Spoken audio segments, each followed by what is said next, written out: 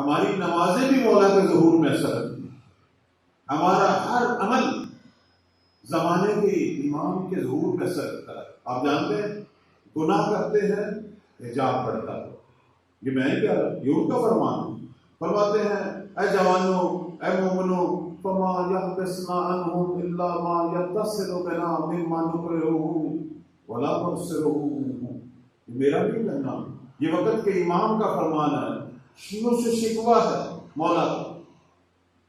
کہتے ہیں کہ اے میرے شیعوں، جب تم کوئی ایسا کام کرتے ہو کہ جو ہمیں پسند نہیں اور ہمیں تم سے توقع بھی نہیں کہ شیعہ ہمارے ہو، یہ گناہ کرو، لیکن اس کام کا اثر کیا ہے؟